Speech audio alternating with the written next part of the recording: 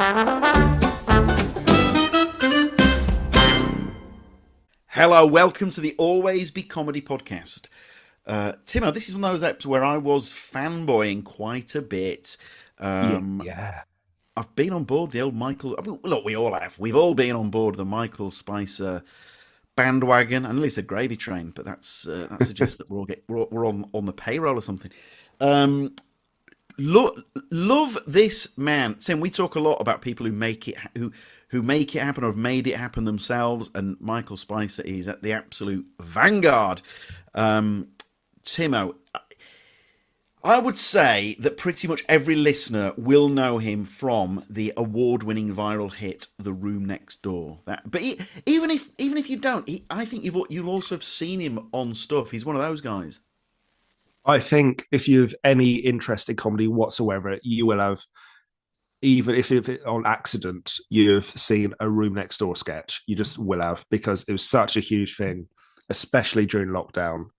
It was one of the, really, when I look back and think of like lockdown comedy, I think of Michael Spicer. I agree. So he's back on tour. Oh, I love the artwork, love the tour name. Hope all's well. Yeah. Tim, how would you describe that setup? There's the skull. What is that setup?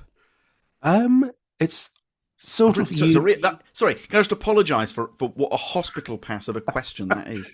I see it sort of as a eccentric university professor. Oh, that's good. That's not bad. I was going to use this word. I was going to say, is there something almost baroque about it? But maybe. Lovely. Maybe. Yeah, you know what? I'm going to stick with that. I've just Google image searched baroque, and yeah, would have been a lot cooler had I not had to have searched to double check that I had confidence in my reference. I think if you don't have confidence in a reference, maybe don't make the reference. But anyway, Timo, I would say this episode. Look, we're very grateful when the Always Be Comedy podcast is picked up on the comedy news outlets. I think they're going to be rubbing their hands together at this episode. Yes, I dare say that he says two things which I certainly hadn't heard before, and he seemed quite excited to talk about, to be honest. Two very, I'd say, pretty huge comedy stories, if I'm very honest. Yeah. I nearly said spicy, and I didn't mean I did not mean the spicy spice. I'm just sorry in general. But I would say, Tim, there are two nuggets in this episode that, had you and I been drinking a mug of tea, we'd have gone on both instances. The first one is a great story. The second one is extraordinary. Yes, involving one of the great, I'm going to say, auteurs of our time. I was going to say auteur! Brilliant. We are the same person. Absolutely incredible stuff.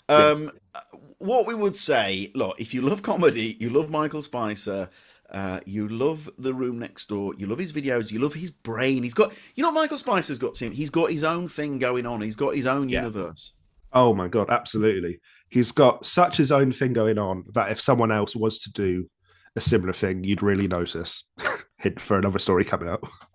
Well, and that's another thing we talk about, isn't it? Yeah, exactly. Yeah. Oh, guys, I mean, strap in for this one.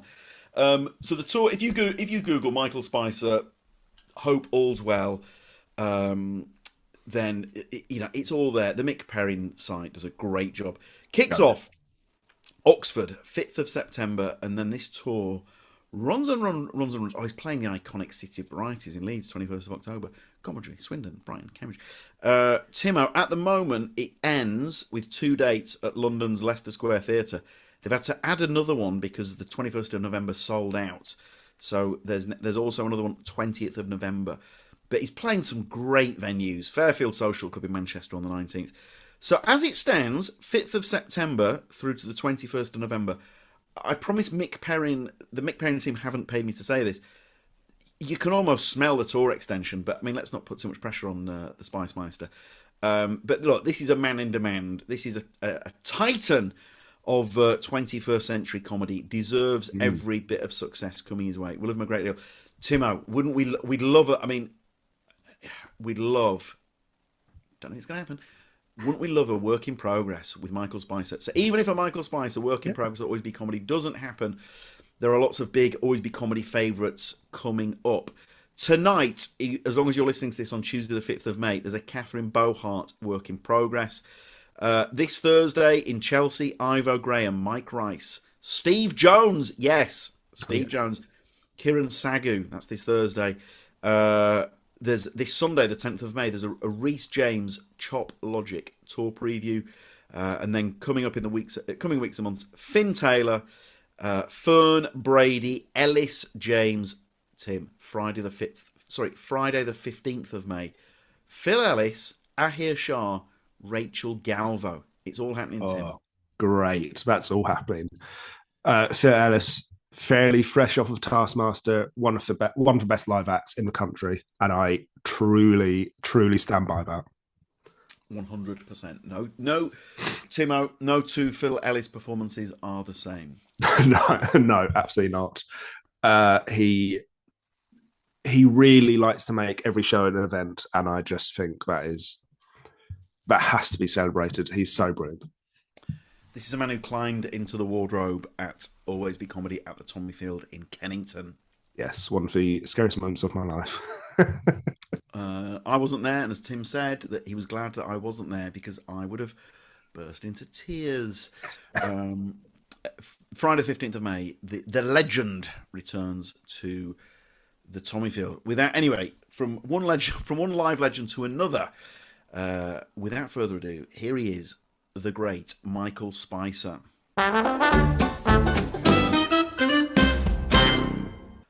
Look, Michael, straight from the jump, somewhat embarrassingly, a lot of the questions that we've got, I've already asked you as a fan when we did. I was the warm-up on Comedians Giving Lectures with you were, Sarah Pascoe. So strap in for more fanboying. Okay. Well, look, straight from the jump, obviously, quite literally millions have seen the videos from around the world over the years. What's prompted the new tour, Michael? My promoters prompted it. So they basically said to me, and they're great, Mick Perrin, they're great. They approached me and said, we think the time is pretty good for you to come back and do something about the state of the world.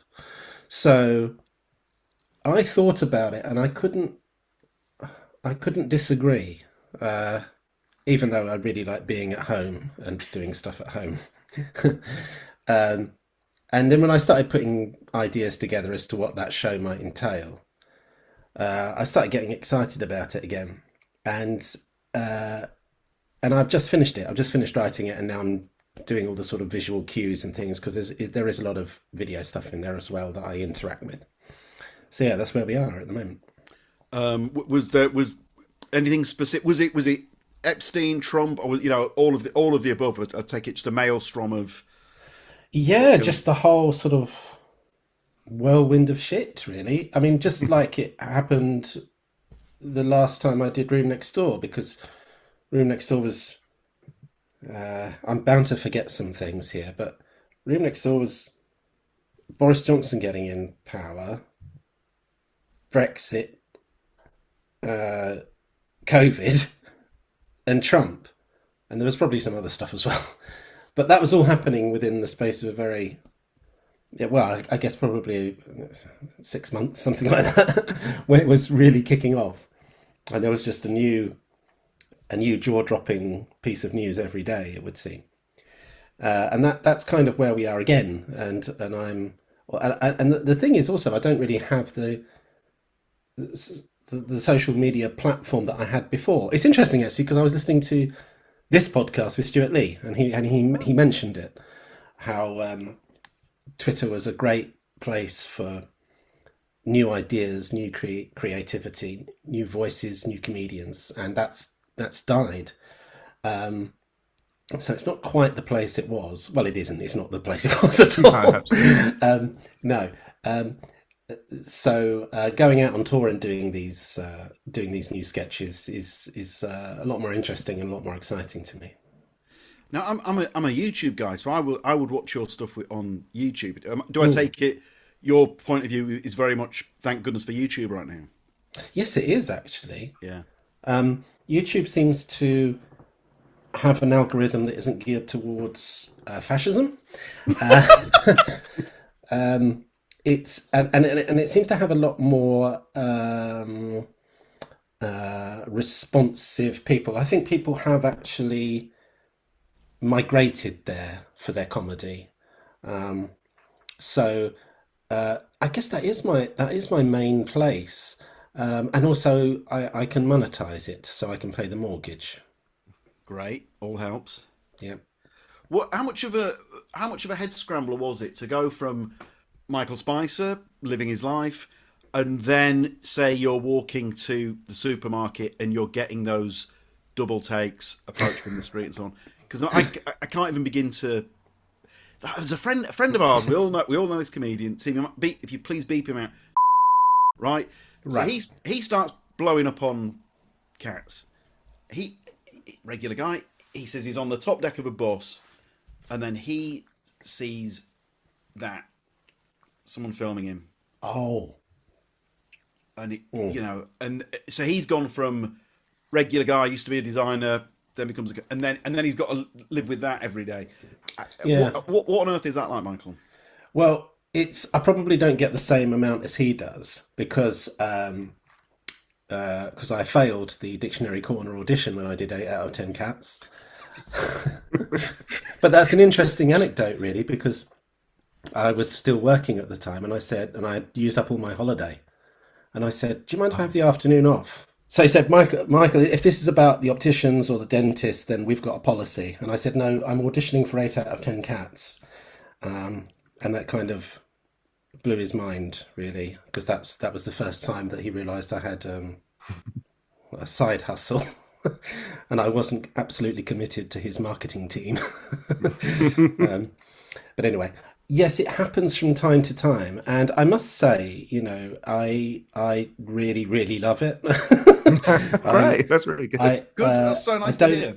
When somebody, like, literally, it happened on Sunday. I went out. I went out to a very remote restaurant in the middle of nowhere in the Kent countryside for brunch with my family, and a couple came up and went, "Are you Michael Spicer?" "Yes, I am." He said, "Oh, we love your channel." I love the fact that she said, "I love your channel," as if to say, she's obviously a YouTuber. And she said, "I'm really sorry to bother you because you're here with your family." I said, "It doesn't matter at all. I really love it." And I also, the thing is about people going up to you is they never introduce themselves. They just say, "I'm a big fan." So I make a point of saying, "What's your name? What's your name?" so I can talk to you. Because they think that you don't want to know anything about them. So I think it's really nice. I've never been like secretly filmed, or not to my knowledge. I've never been secretly filmed. People usually come up and shake my hand and say. Actually, I was in Coventry once, and little old lady, came up to me and just went, "Thank you very much," Oh, and then left. oh, And I would assume she meant like, "Thank you for getting me through COVID," which I get a lot. A lot of comedians at that time get thanked for getting them through it. I'm not sure I helped as much as nurses, but we got it a lot with it. We did online shows all the way through, and we'd get people coming up to us at Tommyfield shows and saying that, and it is unusual. We were just grateful for the. I'm not getting all schmaltzy. I am a bit. We were just grateful for the work. We were grateful that we could put these shows on.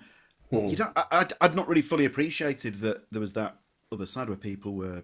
I mean, you know what? I probably fall into with you, Michael. I'm probably the person thanking you because I was definitely all over your videos. well, I mean, I always thank those people because that period was the springboard for me quitting my job. So that was always the dream. Now, what is that like? Because there'll be a lot of people listening. As soon as you say that, someone's wistfully looking out the window. Oh, what?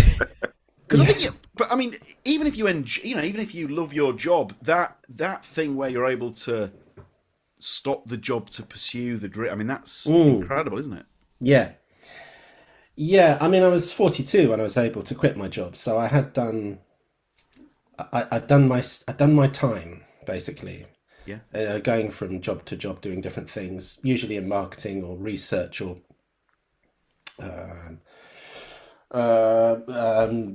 archivist. I was an archivist at one point. So but all the time I was doing, my comedy on the side and writing and auditioning and what have you. And but there's no getting away from the fact that 9 to 5 is terribly depressing, and because of the commute that's built into it. It puts you in a mental state that you don't want to be in most of the time, and when my current promoters said, we'd like to put you on tour, and then a publisher came forward and said they'd like me to write a book. I then calculated it and thought, well, I can quit, and if it doesn't work out after a year, I can find some more work. So it was best day of my life when I was able to walk out with the stereotypical box of desk stuff and put it in my boot. Yeah, couldn't believe it. Absolutely wonderful. Not even just in comedy. Everyone dreams of that original idea, having that big, What was that like when you have that idea and people are really running with it? People really, really resonate with so many people. How did the idea come about? And then what was that like when you realised, oh, hang on a minute, I've got hold of one here? Well, I always say that I was doing Twitter for 9 years up to that point. So I joined in 2010, which I worked out the other day was 16 years ago, which I can't work. That just doesn't make any sense to me. But anyway, I joined in 2010, and it was only then when I was on Twitter that I realised I could, because there were other people doing comedy, doing little skits. And there were also, a lot of my heroes were on there as well. So it was a very attractive place to be. And then I realised, because I was really caught up about production values back then. I thought it really needs to have a lot of quality behind it. It needs a crew. It needs lighting. Everything needs to be, it needs to be what I see on television.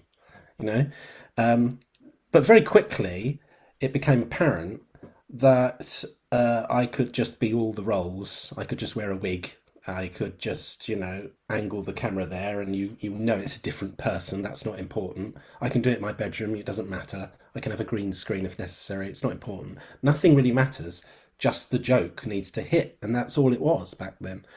And when I was on Twitter, I realised that every time I did a joke or a sketch that was in some way relating to the news, it got better traction. It got more. It was shared more and got more followers. And so I was just doing that for years and years and years. And sometimes I went viral, and sometimes I didn't. Some things that I did, you didn't know it was me, because there was stuff I was doing that was just like I doctored a photograph or something, and it went viral because people thought it was real. Things like that. Yeah. I got accused of fake news. It was like, oh, you're spreading fake information, and I was like, well, I didn't know people would think it was real. I'm a comedian, and I've doctored a image, or I've done something because I wanted to make people laugh. I didn't think that 50% of you would take it as face value that this was a real thing that was happening. So things would go viral by accident. And then I did the Room Next Door sketch, and that just seemed like another one of my sketches. I didn't think that it would do anything. In fact, when it went viral, I just thought, oh, well, that's nice. That's gone viral. Yeah. That'll have a nice 24-hour cycle, and The Independent will put it on their site, and a famous person will say that it's funny. Gary Lineker will retweet it with a laugh crying emoji, and then we can all move on with our lives. But the man I really thank for getting it over the line into more than just a viral hit was the Dalai Lama, because the day after I did the Boris Johnson sketch, which was the first one, the Dalai Lama said that he would be in favour of a female Dalai Lama, but she had to be attractive. She had to be a good-looking Dalai Lama. She had to wear makeup and that sort of thing. And a couple of people actually sent it to me and said, the room next door man should have been in the room next door for this interview as well. And that's when it clicked. That's when it clicked. That's when I thought, oh, hang on, this man could be in the room next door to everything that goes wrong. So whenever there was, and then of course Trump got in, and he was providing material every day almost, and then the Conservatives just kept on putting their foot in it, and there was just this endless stream of material where I realised I could just be the man in the room next door every time, and every time I did one, it went viral, and that's like some sort of weird magic. So I just kept doing it, and then of course when COVID happened, I was able to spend more time doing them, and of course there was lots more in the news about that. So it just went on, and I was able to be famous in that period. Did different platforms get different like responses to the material? Yeah, and it's crazy even now, because I'm on, like, I think I've lost count, but I think I'm on 7 platforms at the moment, and I wish I was on none of them. All I'm doing is I'm transmitting. I don't really scroll anymore. I don't do that anymore. I don't absorb information like I used to via social media. Don't do that anymore. I don't have it on my phone. That sort of thing's gone now because I find it too toxic. But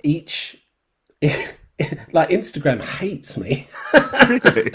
Really? I'm surprised. Well, it's picking up now because people are leaving Twitter, you see. Yeah. So people that were on Twitter are going over to Instagram, but there was a really weird Facebooky, Instagram cliquey thing, which just didn't like politics or political comedy, or certainly not the way I was doing it. So I've been on 70,000 followers for about 12 years. It doesn't really move. And then all the other sort of sub-Twitter things like Threads and Blue Sky and all the others, they have just a slightly different vibe. Like Threads, for instance, Threads is really centrist. And every time I say anything about Keir Starmer, there's a very sort of culty pushback, like leave my leader alone. And I can't operate in that kind of brainwashed Zuckerberg landscape. In all your life, you will never have 2 more rapt people than us 2 on this sort of topic, because we are if you know the Ioade gif of him eating the popcorn, go on. I say all that. I did not know. I didn't know what the Threads vibe was at all, full stop, if I'm honest. Absolutely not. No. Yeah, Threads is like, look, Threads, Instagram, Facebook, it's all the same. It's all the same, but it's made to feel a little bit, because it's not completely invaded by advertising. Threads, it feels like it's because it's stripped down. It feels stripped down like Twitter. Yeah, and then like, it's all cool, pull up a beanbag. It's that sort of thing. Yeah. But then when you get down to it, and you say Keir Starmer is a liar, suddenly they'll just turn and and then suddenly there's this sort of pocket of abuse, like it always has been, where social media attracts trolls and abusive people. That will never ever change, because people want to be horrible to you. If you're a success, or even if you're not a success, if you're a different skin color or whatever, people will just be abusive on that platform because they can. And that's why I really don't like social media, despite the fact that Twitter gave me my career. It's a very strange relationship I've got with social media, and I think a lot of people, are falling away from it. I read in the Financial Times that young people using social media peaked at 2020 in 2022, and has gone down ever since. That's really encouraging. I love that. I think that that's great, and I hope that social media dies eventually, and that we all go back to sitting around the television and watching the two Ronnies. Not their racist sketches. I'm just talking about the good stuff, you know. The good stuff. So when you watch an old Two Ronnies, I don't know about you, but I always think, God, the budget for that one Alice in Wonderland sketch. Jeez, yeah. I think you could make you could get a whole series out of that now. Yeah, that Alice in Wonderland yeah. sketch, the budget looks insane. Yeah, You know, well, even with even as recent, well, I say recent, it's still 30 years ago, but when you're watching the day-to-day, and each news report is, you know, different location, different sets.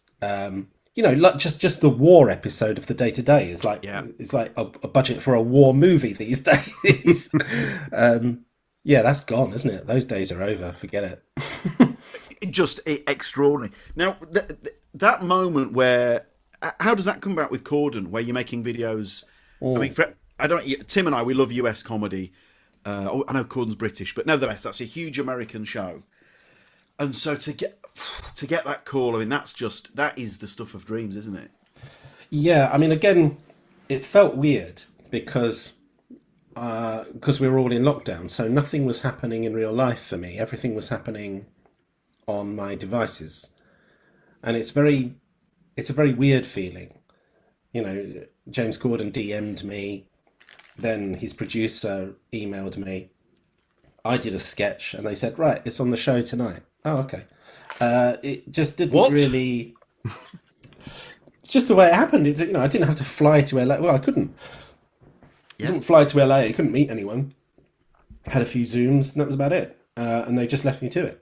I just did the sketches and, you know, worked to a deadline. But I was here. I was literally in this room, just doing everything by myself. And the funny thing is that when I got my book deal and the books arrived in a box, you know, like a big pile of books, I actually looked at it and thought, oh, this is a tangible thing in my hand. You know, everything else is just happening in the in this weird parallel internet universe, whereas this is a tangible thing in my hand to at least prove that this isn't just all happening in my head. That's great. Did you ever get to have that chat with Corden and say, you know, thank you, what a journey that was, and so on? Is that No, I never met him. No, I've never met him. He's, you know, obviously we can't escape the elephant in the room is that he's got a terrible reputation. But, and this is just my opinion and from my experience, is that he was nothing but a gentleman. I mean, he was just the most accommodating, nice person. Got me on the show. He was terribly nice. He said that he got some, you know, nice calls from people he knew in the industry who said that they liked it. Wow. And that has been the sole experience of working with him. Just to join in on that, I mean, maybe we shouldn't say this publicly. We've had some exchanges with him on DMs. What an absolute sweetheart. Can't say enough nice things about him. Yeah. Well, I mean, there's no real explanation for this, because the thing is that when you work in this industry, in showbiz, you tend to get an idea of who's got bad reputations and who doesn't. I'll read you the list later. I think we've got the same list. Yeah, I think we have. There's a game you play sometimes with other people if you're on a set, and you go, who's the biggest C you've ever worked with? Go. First name you think of. Go. And you have to say it. It's often the same. It's often the same names, isn't it? Yeah.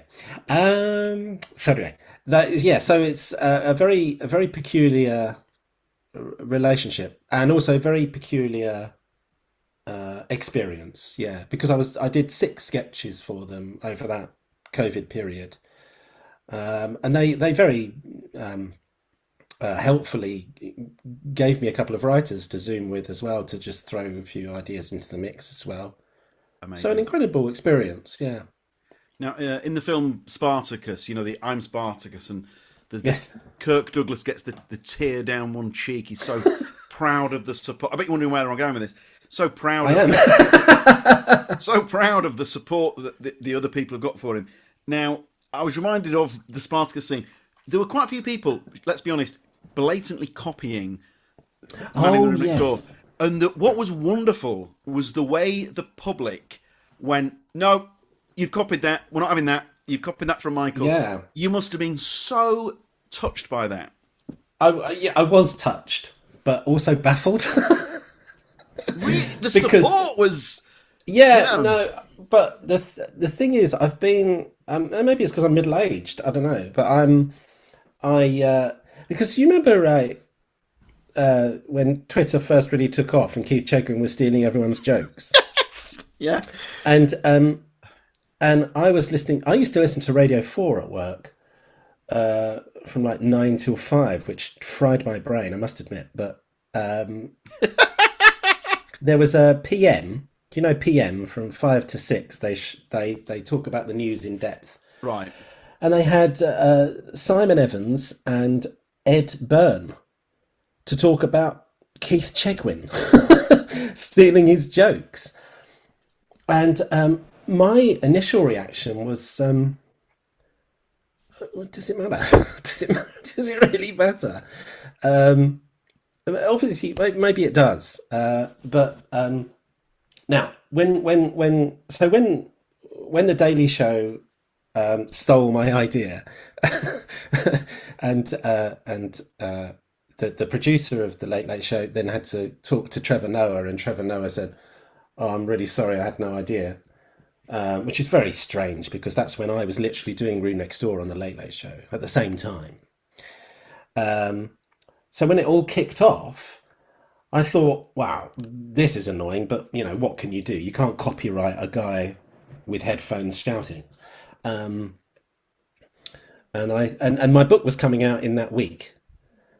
And I thought, well, this is great publicity. So what I'll do is I'll just do a little joke about it. And I used the Rihanna giving a side eye meme when they brought out when they posted the sketch. Because I just thought, well, they can't really get away with that, but they probably will. But I'll post my annoyance like that. Yeah. And then I just got 24-hour cycle of nothing but support and also abuse to the Daily Show, and it was absolutely lovely, and I couldn't believe it, to be honest. But at the same time, I thought, you know, this is all great stuff because it was all in the public eye. It was great for me.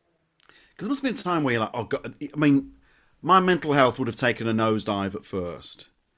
So Okay. So if I'm honest, if I saw that, I thought, oh God, they're stealing my idea. This is the end. Whereas it sounds like you had a much better grasp on it. You really could already see. Oh no, this is working out great for the Spice Man. Yeah. No, I thought it was great. I thought it was fine. I mean, I was still under contract with Late Late Show. They wanted more. My followers were just zooming up and around the sort of 500,000 mark at that point, and I was riding a crest of a wave, and I just didn't think it was going to be that big a deal, really. I was annoyed with the fact that they just said, "Oh, we sorry, we didn't know. We'll take it down," and then didn't take it down. You know, Sure. Things like that are annoying, but they just don't last very long. Well, not for me, they don't. Nothing really burrows its way into my psyche like that. I just kind of shrug it off. Oh God, I still have hair if I had that sort of mentality. Now, from that episode of Comedians Giving Lectures, it seems to me that you love.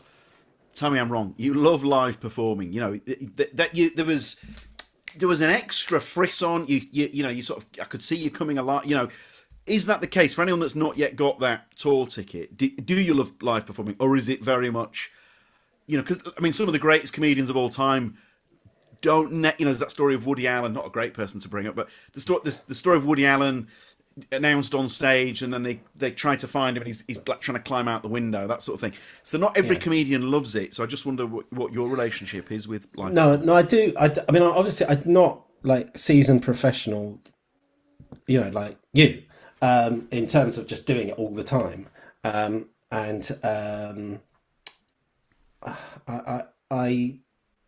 when I have gone on tour, or when I did do comedians giving lectures, I did relish it because it was different. I wasn't really fatigued by it or worn down by it. An audience is actually a real novelty. A live audience laughing at my stuff in front of me is a real novelty. And I do really love being in that environment. However, I'm not a stand-up, so I don't do panel shows. The only reason I did comedians giving lectures is because it was a lecture and I was able to write it.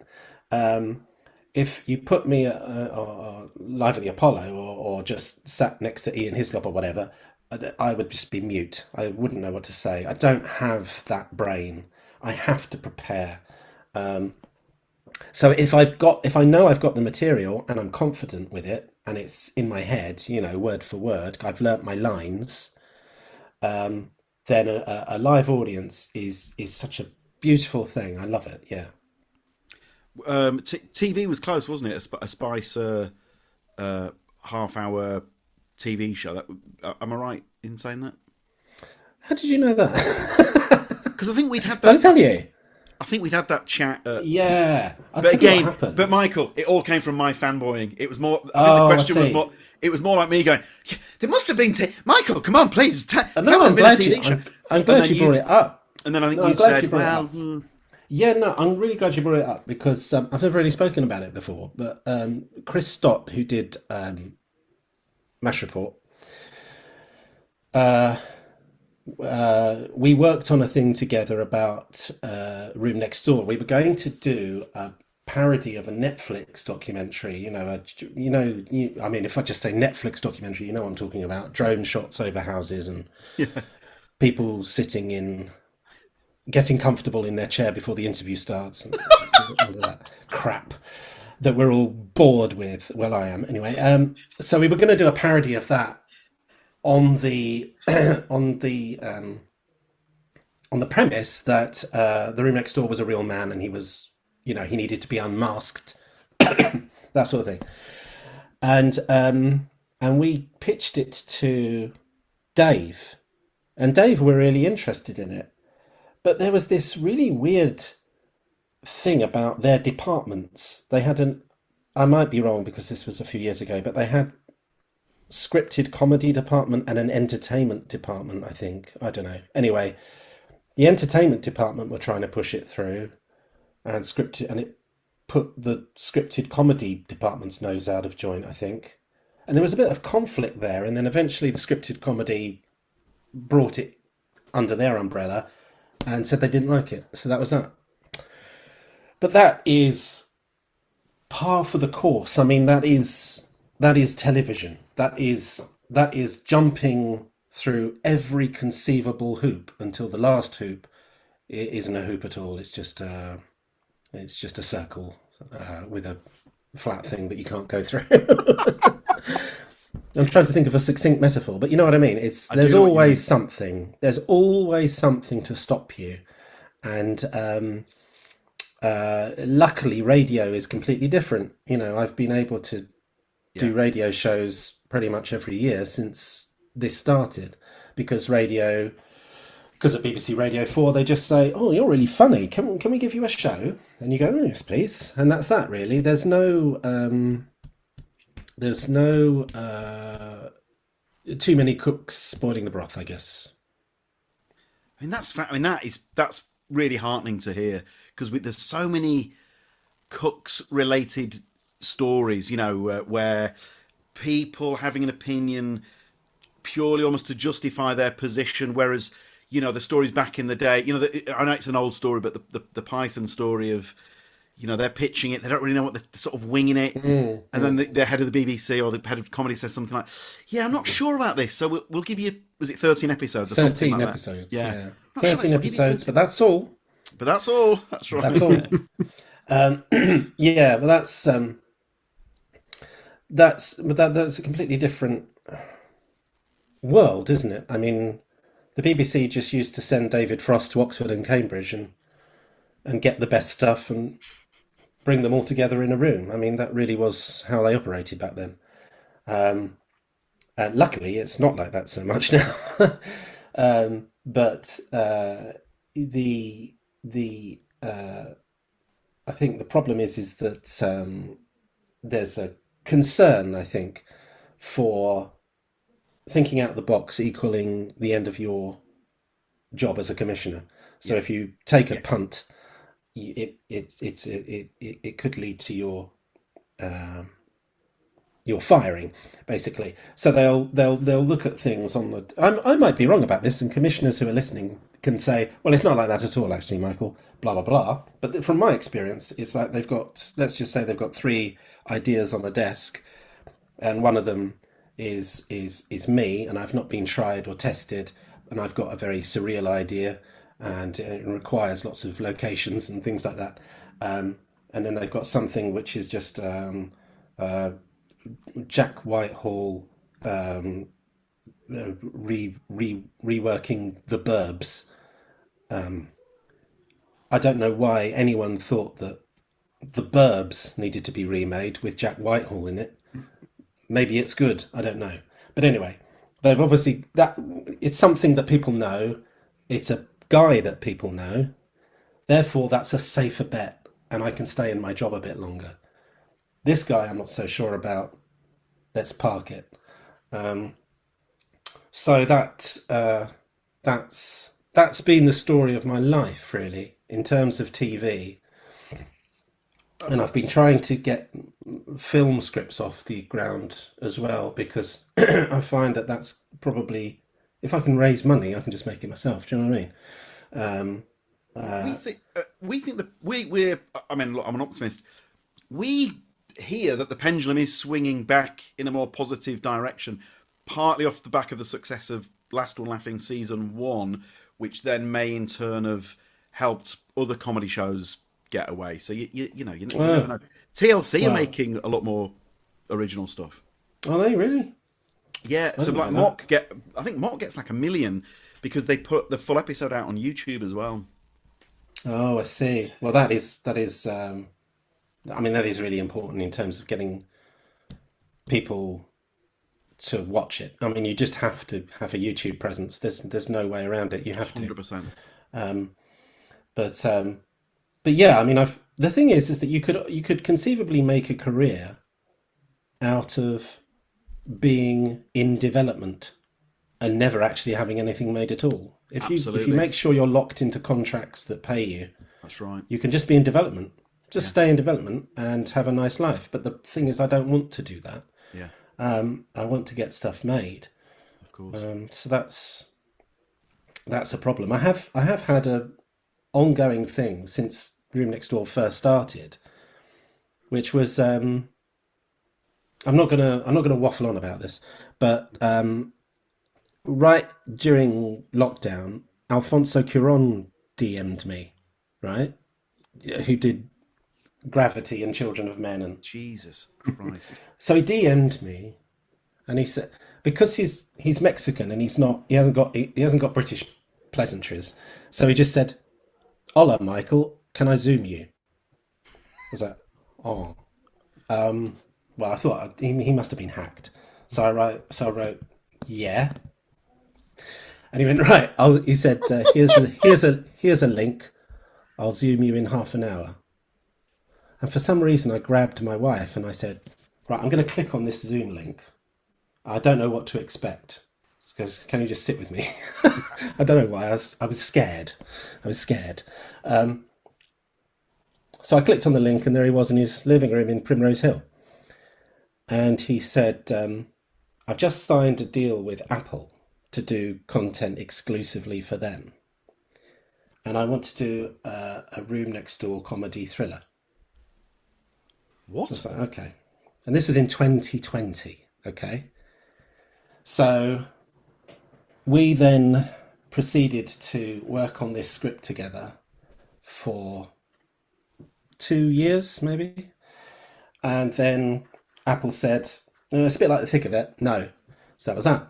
Now, because it was political. Because it was political comedy, so it's a bit like the thick of it, and therefore you can't have anything else, political or comedy. So then he said, "We've worked so hard on this. You can go somewhere else with that, and I'll sign it away. It can be yours." So I went somewhere else with it, and then we developed it for another 2 years, and then we put it round recently, and they said no again, and all the people said no, and I've worked so hard on this thing, Michael. just reworking it over and over again since 2020, and I think it's the best thing I've ever written, and I love it because it's like a weird sort of, it's like Curb Your Enthusiasm and James Bond. It's like he can't really do any of the sexy spy stuff because he gets too caught up in the sort of minutiae of day-to-day life, you see. And I thought it had legs. Maybe I've revealed too much about it. Somebody will probably do it now with Jack Whitehall. So what? So the dream is just, and the hope is someone somewhere snaps it up. I take it. Yeah. So the person, the company that have got it at the moment, are just holding out for positions to be moved around in all the different places like Amazon, Netflix, and Sky, and they're just holding all their cards basically, and waiting for the next move. So if someone who has a bit more of an interest in comedy, for instance, in that area, or is a fan of me, that's enough really. Then we'll go for it. But crucially, I'm too fucking old now. I'm too old to be in this fucking thing that I've written. No, you look $1 million. Oh, thanks very much. That's not much these days. $1 trillion. There we go. $1 trillion. $1 trillion. No, but I wrote it for like somebody who was like just turning 40 and had a young family, you see. But I'm nearly 50. And that's what happens when you're in development hell. But as I say, the thing is, I don't regret that because I'm a better writer at the end of that process than I was at the beginning. Yeah, of course. Right, we'd better rattle through the format. We need to speed run. God, I really have been format. waffling on, haven't I? No, Michael. Mate, that was. If you're creating your dream gig now, do you have any pre-gig rituals, Michael? No, because I don't do that sort of thing. All I could think of was how before I went on tour, I just couldn't keep still, and I would just walk. I would just walk around the building if they'd let me. Whatever venue I went to, I would just pace around trying to make sure everything was okay in my head. I just couldn't keep still. And I'd usually have a banana in my hand as well. Fruit. Pre-Greek fruit was very important. I can relate to pacing and bananas. Who would MC the gig? Oh, I see what you mean. You know what? I read that and I completely misunderstood what you meant by it. Sorry. It's all right. But let's just say... let's say Alexei Sale. Lovely, very nice. Great choice. Is he aware of your work? No, I don't think so. Although the weird thing is that I was producer on Mandy when he was a guest star. Oh wow! And so my job was to tell the director to tell Alexei Sale to please tone it down. God. Because the first take was massive, and it was like he was back on the Young Ones set. Sure. And it just didn't go right with the rest of the show.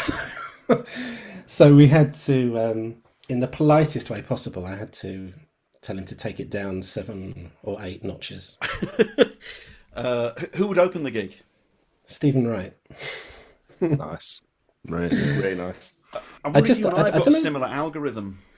Maybe, because the thing is that although I don't watch, I used to love stand-up comedy when in my 20s, and then I just sort of fell away from it a little bit. And I think that might be to do. It might have been just the quality of comedians at that time. After when I sort of entered my 30s, I found I was less enthralled by it. Maybe that's to do with the fact that online comedy was surging and whatever.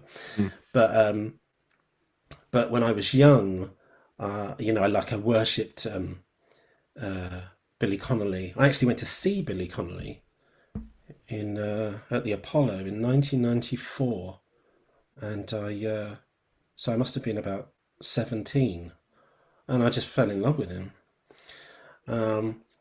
But in terms of a broad scope of stand-ups that I like, there aren't that many, and Stephen Wright just really, stands out because all the comedians on my list stand out because they were leaders in their field, of their genre of comedy, if you like. Do you have a favourite Stephen Wright joke? No. I'm trying to think of one, but I just know that I'm going to mess it up if I relay it back to you. Tell me yours. No, I was going to say I'm the king of getting a reference just slightly wrong, But there's when he's on The Simpsons, it's something like, I wish I could do Stephen Wright with something like, so I read the dictionary. I finally finished the dictionary. Yeah. Turns out the zebra did it. Yeah, wonderful. Yeah, brilliant. Who would middle? Who would middle? I would say a toss-up between Mitch Hedberg and Rodney Dangerfield. Oh, these are great, dude. These are great. You're a big jokes guy, essentially, is what we're working. Yeah. I don't really, even though I like Billy Connolly, I'm not a massive fan of observational material. I certainly was, just not so much now. And I find that I'm really attracted to just gags that nail me. The thing with this thing of comedians, a lot of comedians only feel happy or centered when they're on stage doing their material. I think Mitch Hedberg, it seems to me, would be the all-time number one of that, because it looked like life was really tough. But on stage, he did, on those Letterman compilation videos, he looks happy. Yeah, he does. There's actually I can't remember where I saw it, but there was a podcast with a guy who knew him, and he said, because he said that Mitch Hedberg never had credit cards. He only ever had like a wad of cash. Oh God. And so when he got it, he would spend it, and that would be it. So he didn't really look after himself in that respect. But he said that he went to a hotel, and he tried to book in, and they said, "Do you have a credit card?" He said, "No, I've got cash. How much do you need?" And they said, "No, we need a credit card." And he said, "Yes, but I've got the actual cash right here. I can just give it to you." He said, "Well, we don't take cash." And he said, "That would be like a Frank Sinatra going to a Frank Sinatra lookalike contest." And you saying, well, no, we've got a lookalike. We do you know what I mean? And what's great about that was that would be like a bit. Yeah. And it was just being played out in Mitch Hedberg's real life. Oh God, bless him, a legend. Who would close the gig? Who would close the gig? Maybe Rodney closes then, if you want. Yeah, get Rodney to close it. That way he'll leave them all on a high. The thing with Rodney, and I watch a lot of his stuff, say on Carson, he goes out, does a set, demolishes. The room is rubble. Carson waves him over, and he's then essentially doing a completely different set while sat with Johnny, who is by now a puddle on his own desk. Yeah. Just what a pure comedian. It's funny how the comedians do sets whilst they're just sat there. Yeah. And the thing is with Rodney Dangerfield is everybody knew that, and so it's as if he said, I tell you, my dad's so old now, and then the audience would go, "How old, Rodney?" Yeah, that's when you know Whatever. you've made it. Yeah, yeah, Harold! yeah. Tim, we're doing a good job of rattling through this. We're doing Uh, well. Now, has there been an incident that you would somehow love to replicate at this gig? There's the only memorable thing that's happened to me at a gig because the tour went by fairly event free, Great. Good. Yeah, but there that's was happened. which is pretty good, yeah. Yeah, take that. But the first time I ever did a show was back in 2003 at the Edinburgh Fringe. I wrote a play with my friend Matt Tiller, and we did basically a kind of League of Gentlemen thing where we played different grotesque characters all within the same shopping mall, basically. And I played a rubbish security guard, and someone fainted in the audience, as is the norm, really, isn't it? If it's Edinburgh, the underbelly and the caves, Yeah. and it's August and it's stiflingly hot. So a woman fainted right in the front row. So I stayed in character and was that rubbish guard, and we got her a glass of water and all of that sort of thing. But it was really uplifting because up to that point they were just watching a play essentially. I wasn't really doing any ad-libbing, but now I had to, and I had to make sure this woman was okay as well, and she was fine, and she carried on watching the show. But that's when I realised that's when it becomes a drug. That's when you realise that that the laughter is something you crave after you've had it that one time. Mate, Daniel Day-Lewis would respect the staying in character. Yeah, he would, wouldn't he? He really Although would. I'm not sure I was as intense. I think I kept it loose, but yeah, no, I was happy with that. Very cool. Now, has there been an incident that must not happen at this gig? Yeah, this is actually going back much further, and I don't know if I've got the time to tell you this, but if cut me off or just say, Michael, you're waffling, shut up.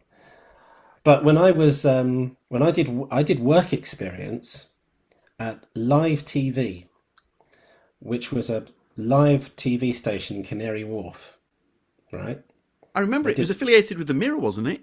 It was affiliated with the Mirror. Yeah. It was Janet Street Porter's idea to have youth TV around the clock. The great thing about this story is that she set this thing up, live TV around the clock, live presenters looking at young people issues, blah blah blah. Anyway, it was making no money. It was losing money, and it was stressing everybody out. She went on holiday. Now, when she went on holiday, the people who were in charge, which I think they had the Mirror Group by then, they brought in Kelvin Mackenzie. Okay.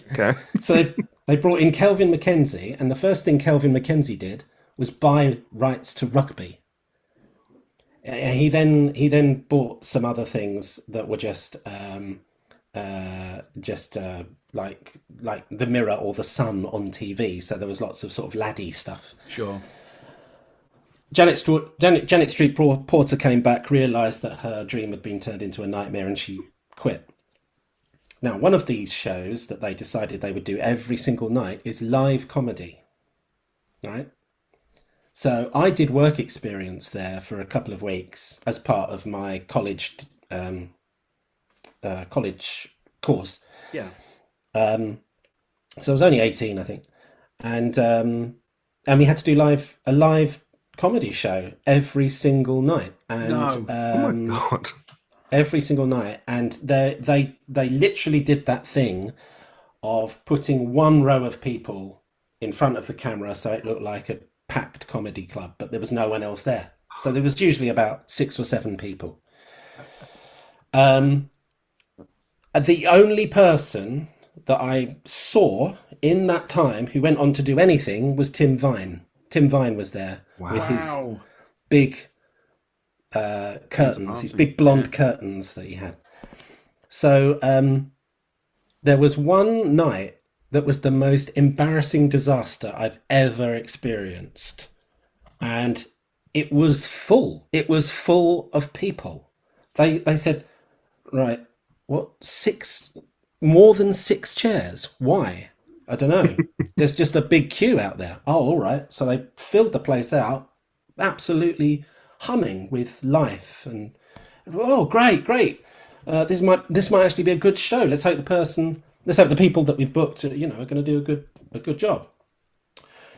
Anyway, it turned out they were all related, and the comedian that was booked was his family, part of his family. Oh.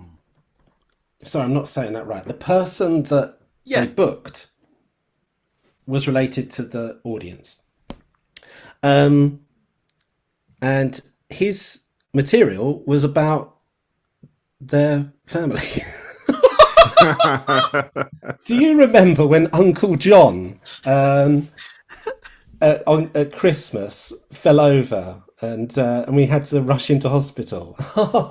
Big laughs. Because everybody knew. And my jaw was on the floor. I couldn't believe it. And then I went into the dressing room and the producer was there and he went, "That was a good show, wasn't it?" So, am I living in some sort of Twilight Zone here? I've never seen anything like it before in my life. And that is what I don't want to have. I don't want somebody to book every single seat with members of their family and then give them material that only they would understand. That's one of my favourite answers I think we've had to that question. That's a great answer. Well, look, the very very final answer is how do you unwind after a gig? Sorry, the final question. I usually mostly after a gig, there's a lot of commuting because I don't drive. Well, I don't drive to gigs anymore. I tend to rely on trains. So a lot of the time is just sleeping and listening to music. What I do sometimes is if I get to because I drive to the station, you see. So what I usually do is I get in my car and record myself because I've usually had ideas that day, and I do a lot of improvising into my voice notes, just so I don't forget. So while I'm driving, I'm usually just waffling to myself about very cool. Newly formed ideas. Otherwise, I've forgotten them. Yeah, I can relate to that. The sweet vagaries of middle age. If I don't do or write something down, jot it down. That's really good. Yeah. Michael, thank you so much. Pleasure. Great to see you. Thanks for everything. Really grateful. Good luck with the tour. Thank you so much. Thanks a lot, Michael. Thanks, Take care, James. pal. Thank you. That was great. Bye. Thank you. Thanks. Bye. Bye, mate.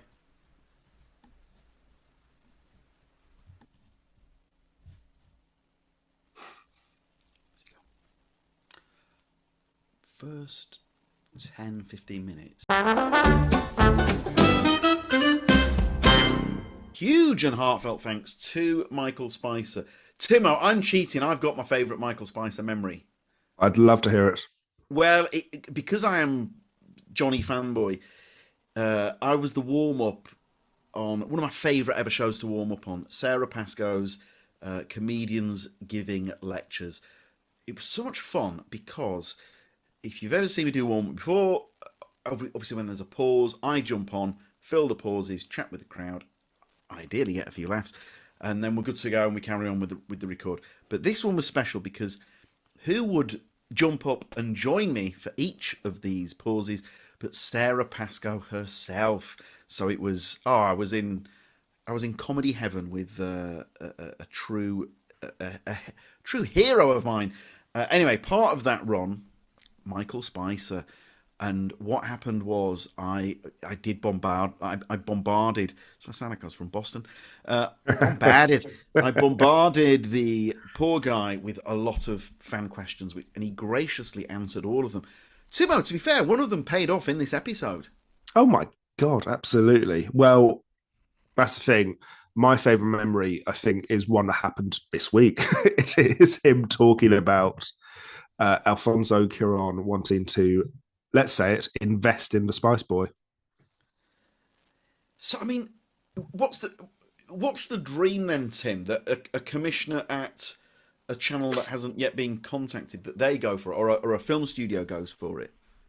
I really hope so. I think it's a shame Apple didn't go for it. I think, you know, Apple stuff always looks really, really great.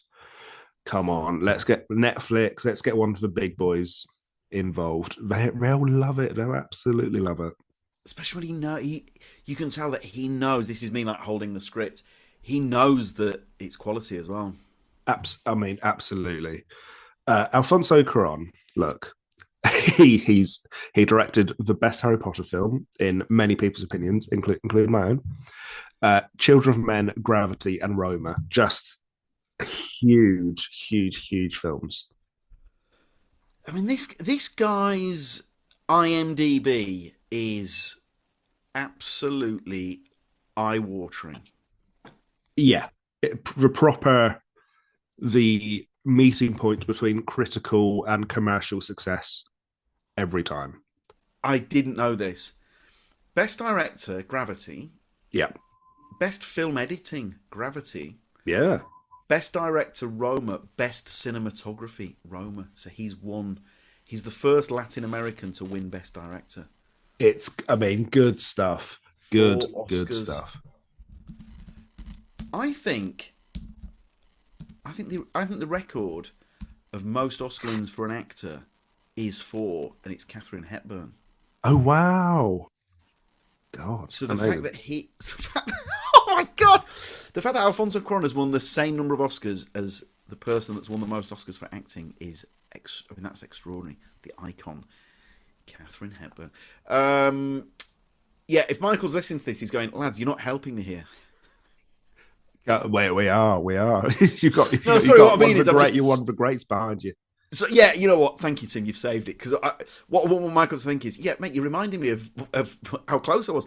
When you've got the backing of one of cinema's greatest icons, then come on, Amazon Prime Video, get behind it. You know. Yeah. Tim, we've got our fingers and toes crossed for Michael as well here. This would be it'd be incredible. Well, the thing he described, crucially, sounds brilliant as well. It's not like Alfonso Cuarón wants to help him make a musical about Bristol, or whatever, but that could be brilliant. But like, it's a proper. It sounds great. I think one day we'll see it. That's my optimism coming through. I think one day we will see it. Well, in the meantime, you get to go see Michael Spicer on tour with Hope All's Well. Tim, we know that we've got another cracker in the bag for next Tuesday. We do. And you know what? Our outro is going to be quite similar. but anyway. Right then. God bless you all. Me singing the theme tune, that's not going to trigger. Imagine that if we got fined for singing our own theme tune. I mean, surely not. Fined by ourselves. That'd be amazing. Right. Thank you, as always. Lots of love. We'll see you at a show soon. Big thanks to Michael and the people who made that one happen. Very grateful. Take care. Lots of love. Bye, bye, bye, bye.